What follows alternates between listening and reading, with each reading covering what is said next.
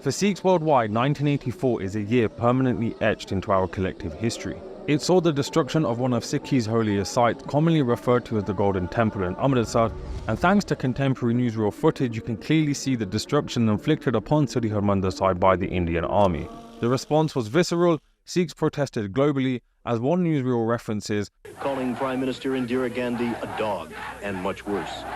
Unaware of the pre-planned genocide that was soon to be accelerated.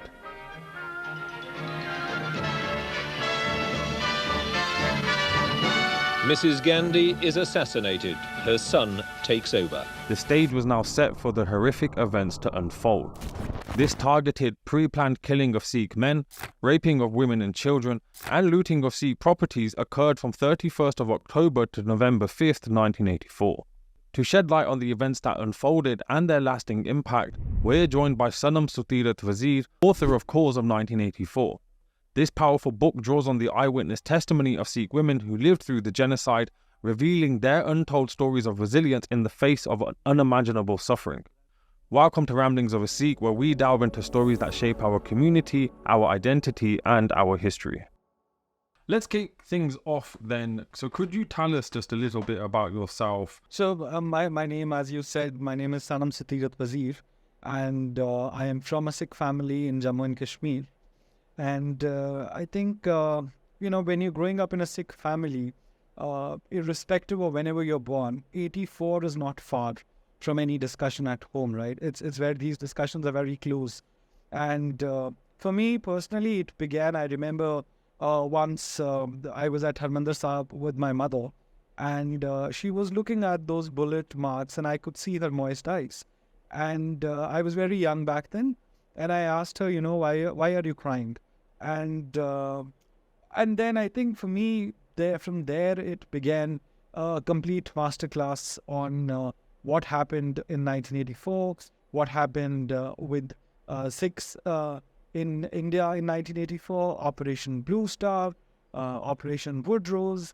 And I think all of that, my first guide in the introduction to the history came from family, because it was always I remember, as far as I remember, it was always a discussion at home. Yeah, I mean, it's really interesting that although you're born in Kashmir, you're almost sharing what people in the diaspora in the UK and Canada could also say, because equally like yourself, I didn't live through it, but yet it was perhaps the most spoken about, most kind of discussed, not just at home but also at the Gurdwara, in terms of, and this is our history, and this is what's happened and happening to us. In a similar vein with yourself, you're obviously saying that these discussions started at home.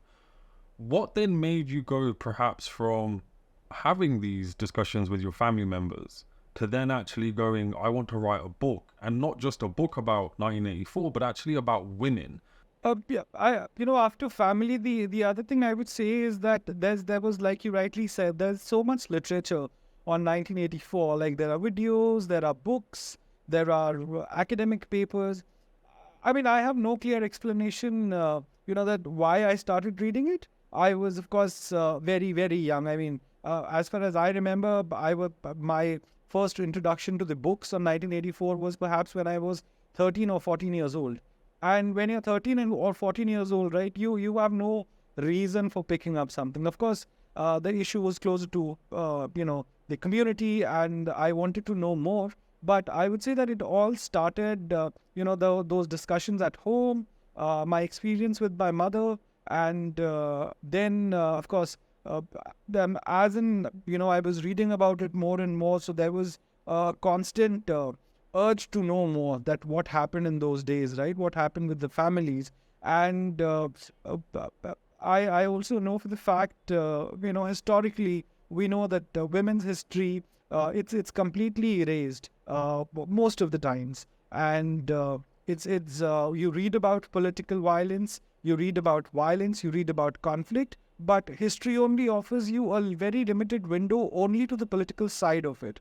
So basically what happens because in violence or in conflict, we often overlook the fact who are the main constituents, like people. We generally forget them, right? What happens with them? Because any trauma, any violence doesn't end there in any particular period of time. It's the trauma of, it's the cycle of trauma and the cycle of impunity that continues. So for me, it was very important that what happened with these women. And this, I would say, I always had this question for most of the issues.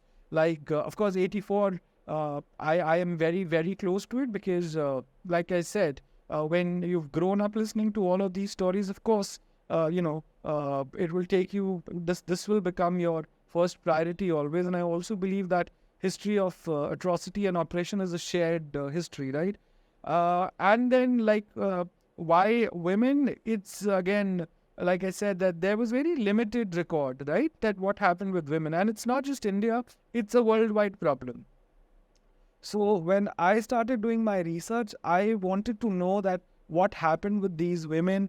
If we talk about Operation Bluestar, immediately after the Bluestar, or if we talk about anti-Sikh massacres in Delhi, what happened with these women after the massacres? How did they spend their lives and all of it? I really wanted to encapsulate it and present it to the world that, boss, it's not what you think of, that it's not 3 days, 4 days, 5 days, or 10 days, or a few months of violence that these women have endured. It's a struggle from last 4 decades.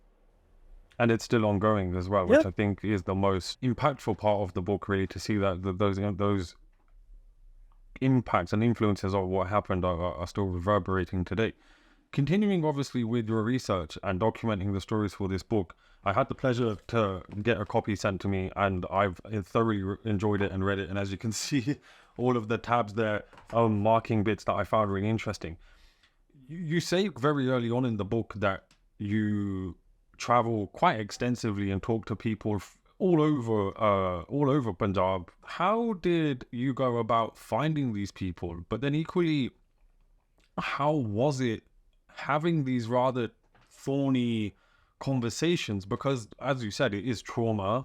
It's been almost 40 years after the event. There's a lot that people may not want to discuss, or actually may have purposefully forgotten. So how did you go about finding these people and then talking with them and actually being able to get the information that you may have been seeking in terms of their actual experiences rather than perhaps what they want to tell you? So you see, you're right. The conversations were, of course, never easy, neither for them nor for me. And I still feel that I'm guilty of, making these people relive the trauma of what had happened with them 4 decades ago. But also, that's why it took me almost a decade to complete the draft, because the conversations were never easy. In a sense that I remember I would go to Darshanji's house and we would just sit and chat about everything other than what happened in 84. And then, of course, slowly and slowly, in fact, I think in Darshanji's case, she is the one. I remember she said in Punjabi, "Hun jo tu puchhan aaya, wo bhi puch la." So that happened very late. And I know, at no point I was in a hurry. Neither I wanted to put any kind of pressure or overwhelm these people, because they've gone through a lot. And similarly, I would say that I'm so grateful to all of them, because all of them somewhere have helped me to introduce me to the other person. Like Darshan Auntie introduced me to a lot of women in Delhi. Then Nirpreet ji introduced me to a lot of women in Punjab. So, of course, it happened like that as well. And like I said, there's already enough material there. It's not, I won't say that there's enough written about them, but of course their names are there, right? Their husband's name, their brother's names are there. So that also helped me to basically to reach out to these people. And I know that's been the most difficult thing, because it's not easy, right? 4 decades. And when I started, it was 3 decades. And these people have moved to different places, different parts of the world. So I think lawyers, journalists, some very, very senior journalists, and sometimes neighbors have helped me to trace these people. And it's been a tedious process, but I would say that it was required. It was required to, and of course, I'm grateful to all the people like Nirpreet ji and Darshan ji who introduced me to, of course, many people directly as well. No, definitely. One thing that you touched upon slightly in the book is that I can't remember the name of the place that you went to, but you go one day and essentially I think some police officers or security personnel turn up and essentially kind of shoo you away, and then the next day you come back, and after I think talking with someone higher up and kind of the issue kind of dissipates. Considering it's been 4 years, it's been 4 years since the event. You're talking to all of these people. Were there any resistance to your work? Was there anyone who kind of said, I think you need to stop this and put the book away or stop talking to these people? Was there ever any kind of pressure in that sense that actually you're putting out, you're going to put out and have put out a book that really does expose? And to be honest, it's not new to us who have studied these events and the history that our community had to endure, but you're bringing it back out into a HarperCollins book that gets published internationally that is exposing what the Punjab police, what the government, what so many powerful institutions, organizations wouldn't necessarily want to see that. I mean, the correction here is that I was stopped by an unknown man. I was at home in Chiller. So that was found years later after the anti-Sikh massacres. That place was found very late. And I was there visiting the site. And of course, I was told by a group of men to leave that place. But then the next day I called police and they were like, you can come anytime. And in fact, the headman from the village, he was also being very kind. He said, no, you come and we'll help you to visit the place. However, your question of resistance, you see, the staggering delay in 1984 has become an example to get away for, in all the other cases of communal violence in India. Like if you deliver justice in 1984, then there are many other communal violence incidents that have happened in the country. And these politically targeted killings help political parties gain richly, right? So why would they deliver justice just like that? And communities are fighting. I mean, we are fighting. Then there are many other communities, many other individuals who are fighting for justice in various incidents of communal violence in this country. Now, obviously, the book covers intense, painful events. The introduction itself, sorry, I alluded to the fact that there were a number of raw, emotional instances in that book, not just when they're recounting the torture, not just when women are recounting how their husbands or kids are murdered in front of them.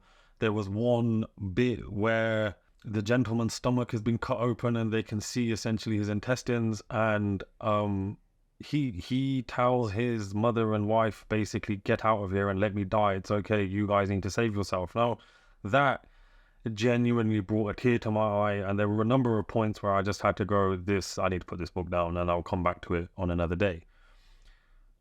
How, as in we spoke about, you obviously talking to the individuals themselves who experienced this, but you said it took you almost a decade to write these stories. What impact did it have on you, and how have you been able to process what you've learned along the way and what you've put into words? It's been a very, very difficult journey, and because of the fact that these experiences of all of these people were very, very difficult to write, and I wanted to do justice with whatever I write, because I knew that this is going to stay back, right? And these people have also trusted me with their stories. I mean, these women have not shared these stories openly like this before with anyone. So of course, I've always had the pressure, and if I tell you that even during the process of writing, I would finish a draft and take it back to these women, discuss it with them if they are okay with it. And then only, I would just rewrite, re-edit. And throughout the process, I think I have gone back to them multiple times reading the story. I remember at one point, Nirpreet ji and Darshan ji said that, we trust you blindly. We know that you're not going to write anything else other than what we are telling you.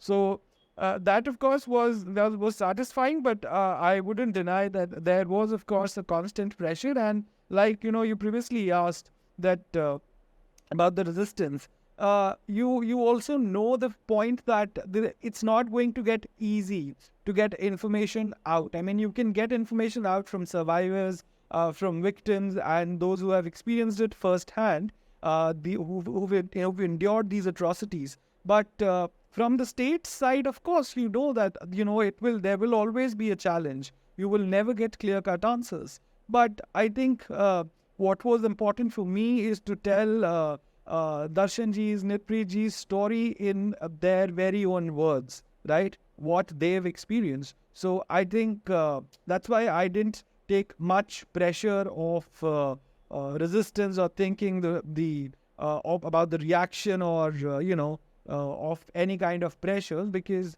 I had for me, I had a bigger responsibility of delivering justice actually by writing to what they've narrated me. Considering you spent so much time discussing with these people, and as you said earlier, it was only after you spoke about everything else essentially that you were told, all right, now you can ask the questions about what you've come here for. Surely you now have kind of a wider family network with all of these people kind of becoming your adopted mussies or sisters or whatever relation it is that we're creating. So like I can well imagine how intense the process was, but the end result is like you've got a bit of an extended family now. Yes, that's true. I mean, it has come to a point where, of course, we don't discuss about book, we don't discuss just about 984, but there are a lot of other discussions, like sometimes about the electricity bills, sometimes about the grandson moving out, sometimes the son looking for a job, or they planning to buy a new house. So, of course, all of those discussions happen, and I think it happens more than anything now. Just you commenting about the family, it made me remember a bit in the book where I think it's towards one of the last chapters. I think it's the wife of a gentleman who was murdered during 1984, and it's her kids who are still suffering in a sense because they've inherited the trauma that the mother has gone through, and they then had difficulties finding jobs and all of the other complications that come with that.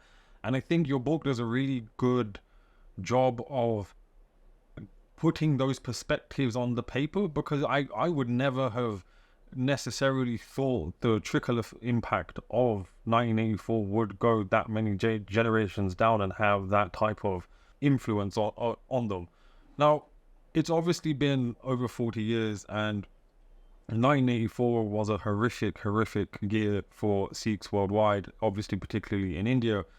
And it's continued to affect women, children, and other survivors of the violence. Besides, obviously, the family that we've just touched upon, what are some of the other impacts on families that are still being felt today? I mean, the biggest I've always argued is the loss of opportunity.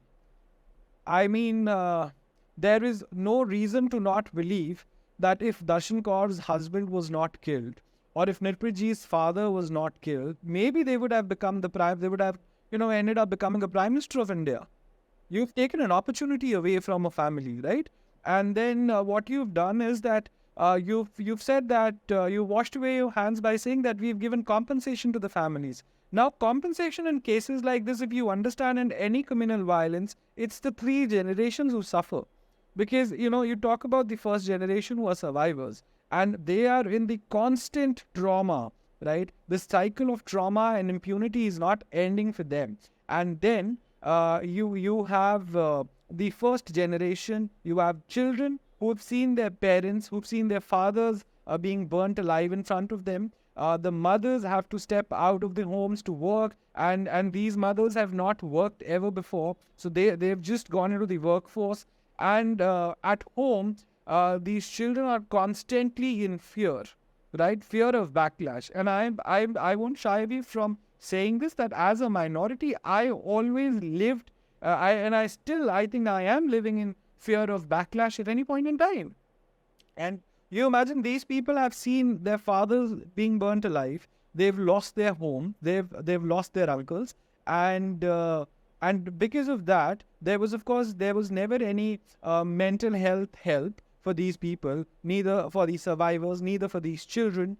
And then most of them were somewhere harassed and bullied in school. They were called Sikh kebabs in their school. They were called children from the fatherless colony. And all of that pushed these kids to the wall.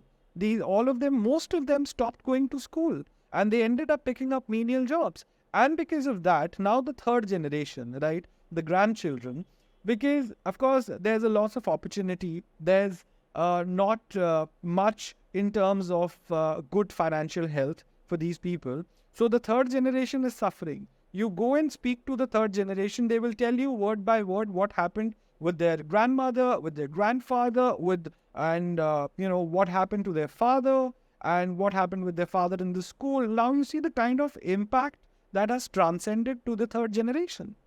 One question that I have to ask you is, considering the impact on so many generations, from those who were witnessed, those who were almost bystanders to it, and then obviously the third generation who almost inherit the trauma of those before, which is, in the UK, there's loads of organizations and charities that say they're helping families in India who have been affected from 1984. And I just wonder, is there a similar thing like that in India where gurdwaras or institutions or organizations have tried to step in and help these people? Because it seems, and you go through quite a lot of detail in your book about how essentially they're left on their own. It's Amar, it's very, very unfortunate that today what we people have become is that even if we donate 2 bananas to somebody, we want a picture.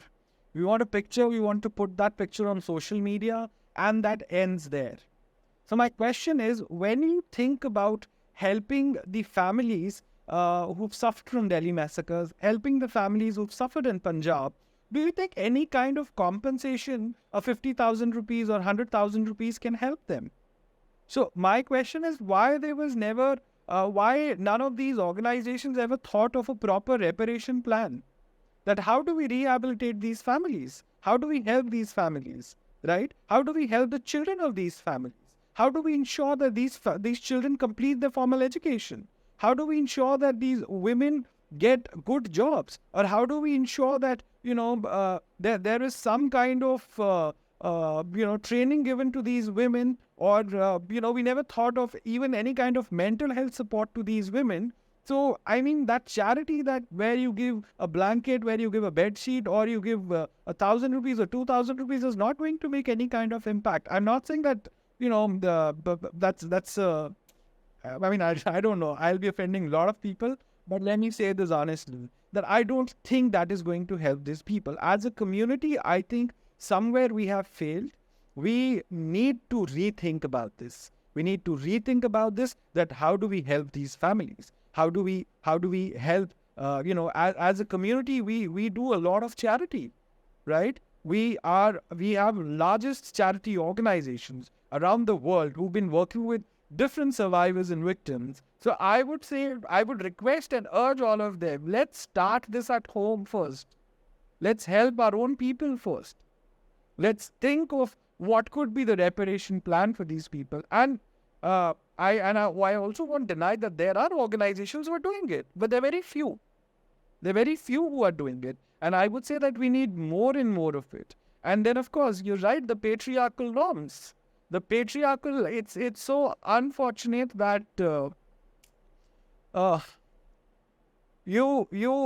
these women have actually suffered a double whammy, I would say, because one, they lost their families. Second, they got new guardians, the new male guardians. So that, I think, again, of course, is something that we need to rethink. We need to work on that. How do we break these shackles of patriarchy? Just for those listening, do you mind giving us kind of a rough idea of what it was like for some of these women after the initial violence? So what was it like for women to try and rebuild their lives? What obstacles did they meet in trying to find a job? How did society treat them? And what was it like, say, for the initial 10, 15, 20 years after what they went through. It was a horrible, horrible state because you see that these women, most of them were not educated, right? And a lot of them have never stepped out of their homes. And for them, now suddenly to come into a workforce, I mean, it wasn't easy. It wasn't easy at all. Neither at the camps where they were initially living for few months, and neither after that. I mean, these women picked up working as house helps. That's how it started. Then some of them fought for job. Some of them got jobs. A lot of them didn't get any job. They worked as house helps. They did all kind of odd jobs, whatever they could do, because by the end of the day, these people, of course, have to bring food to the table. And there were, Delhi Gurdwara Prabandhak Committee was, of course, supporting them. There were other organizations as well. There were large Sikh bodies from Punjab were, also trying to support them. But again, the question is, was that enough? The question is that, and it wasn't. So, like if I tell you about Darshanji had to fight to get a job, and she's one of the few who've got government jobs. But then also, again, when you've not worked before and you have now nobody to look after the children as well, right? And you've got a job which is like 5 to 10 kilometers away from your home, and then Delhi back then was not the Delhi which we are in today, where you have metros, where you have regular public transport. It was altogether very different for these women. So, for example, that if Darshanji would leave for job, if the job starts at 9 in the morning, she might have to leave at 7, and then she would come back late in the evening. So now, you remember, you imagine how do you balance, right? So for these women, all of this, those years, especially who have little children, became very, very difficult. And those women who did not get any government job, or there was not enough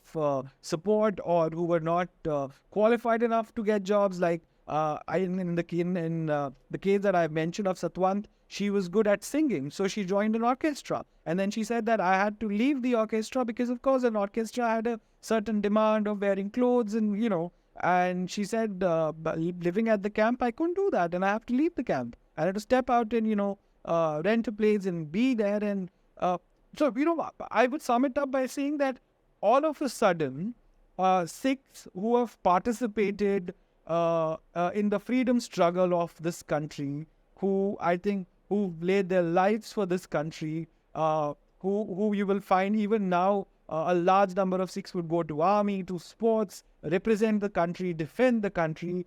These trusted lieutenants of the country suddenly overnight became traitors post 1984 Sikh massacre, and their wives, their families have to bear the brunt for, I think they're still bearing the trauma that brunt for so many years. And I remember one of the victims and survivors telling me that she went to the bank, and the bank officer basically taunted her that you people have, you've got money also, you've now got homes also, you are better than us. So imagine these are the comments you're getting from an official whose job is just to, you've come there to maybe deposit or withdraw your money.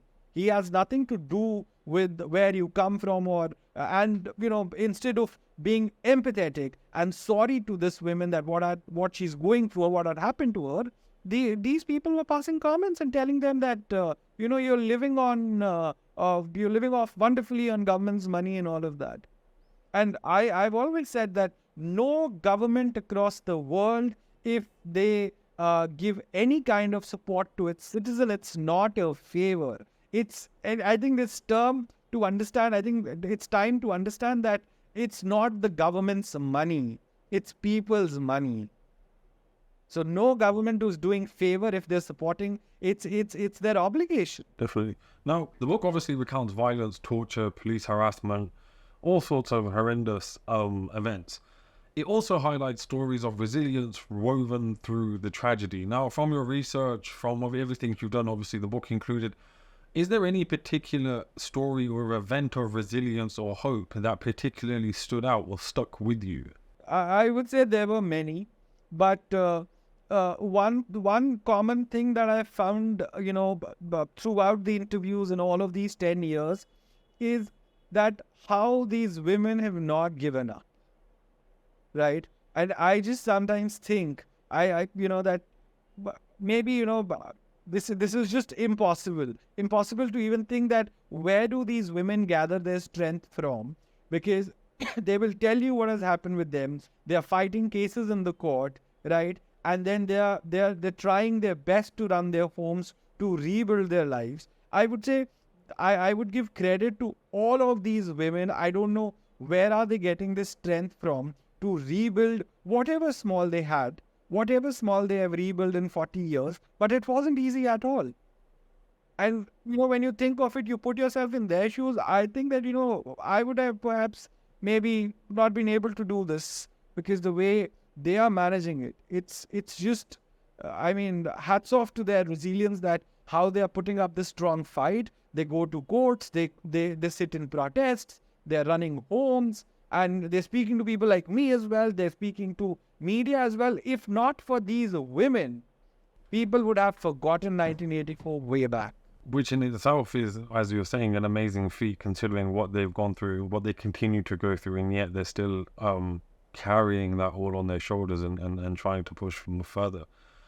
One question that bugged me whilst reading the book was that 1984, the events around it can get complicated, but just kind of simplifying it, Sikhs felt to a degree that they weren't being heard or listened to or being incorporated in the government process as much as they would like to have had. And post 1984, with especially with your book, nothing seems to have changed, in the sense that these women, unfortunately, are essentially rotting in what they're left with. Like, they have had some help from the Delhi government, up to the Delhi Gurdwara management and some other organizations, but by and large, as you were saying earlier, we actually need to kind of rethink how we help these people and really give them kind of a holistic approach. But in a sense, isn't the cause of what started this whole thing still there, which is that Sikhs are still not being listened to or treated with respect? There is no justice.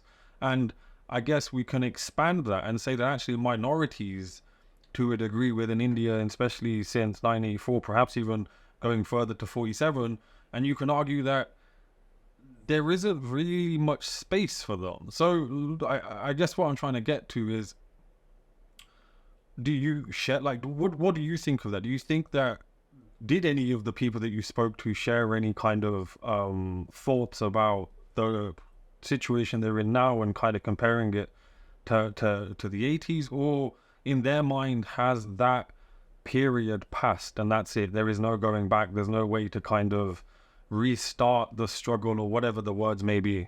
You see, minorities, I've been saying this, that dictum unity in diversity is built over the bodies of minorities. And it's not just us, it's every minority. It is every minority. It is also the caste minority within the majority religion as well. So minorities, the struggle of minorities is unending. And it's been the same. And I would say it's been the same in South Asia. You talk about Pakistan, you talk about Bangladesh, you talk about India, you talk about anywhere in the world. Minorities always have to put a fight to get heard. Definitely. How was the response to your book then? Have there been any surprising reactions or any feedback that you perhaps weren't expecting? No, so far I think I've got very good feedback, especially from the families who are part of this book and those who've read the book. In fact, we've got good feedback from the media as well. The reviews have been kind. And most of them are saying that, it's a story to be, it must be told, that what happened to these women. And people are also saying that how conveniently we erase the history of women. So this book, of course, is an attempt to, and also for me, I would say the the book is also an attempt to tell that what do we learn from our past, right? Things that should never ever have happened and should never happen again. So yeah, I mean, the response has been very kind. Nice, nice. What message do you hope that readers take away from the book? For me, the most important message is that everybody understand that history of atrocity and oppression is a shared history, and I hope that we all understand that what has happened in the 84. One is that we all should be sorry for it, and the second is we as a society should ensure that such a situation should never arise with any community. It should not have happened. It should not happen with any community. Definitely. The last couple of questions, really. Do you have any plans in the future on writing any other books? And if so, what are they going to cover? Are you going to stay with the topic of 84, or are you looking at other areas of history? So there are 2 drafts which are ready. I am editing those drafts, but I'm not sure which one will go out first. Okay. Right. Well, I look forward to both of them when they do make it out. I will be keeping an eye out. My last question is, and I think it's only fitting that we end with this, which is, we've obviously spoken about the women who suffered horribly during 1984 and afterwards, and you spoke earlier about how you feel there needs to be an overhaul of kind of how we help these families in a more holistic approach that helps them with their mental health, helps them with their jobs, their financial security, really helps put them back kind of in the society, so to speak. I just want to ask you, what do you think needs to happen to help the families that went through these atrocities, and how can the community galvanize itself to try and do that? See, to begin with, I think the accountability and justice is a way forward. One is, of course, that. The second is, I would say that this solution should not come from any one of us. It should come from the community. They should be asked, right? The biggest problem is that I would say that one is that all of us should refrain from that 2-banana approach of the charity, that we should stop doing that, the camera charity. And second is whatever solution that needs to come, it should come only from the community. We should just try and listen to them. No, definitely. Thank you. I just want to ask, is there anything that you feel you want to include, or anything you want to mention just before we wrap up? No, I'm good. If you have any question. I think I've covered all the questions that I had. I just wanted to obviously make sure that you're happy with that yourselves. So yeah, otherwise than that, all I can say is thank you for your time. We've spoken for just over 40 minutes. I've thoroughly enjoyed getting a better idea of the book and picking your brain. So thank you. Thank you very much, Amar. And I hope I've answered. Yeah. Yeah, no, you've done a wonderful job. I've enjoyed that a lot, and it was a pleasure to record. So no, thank you.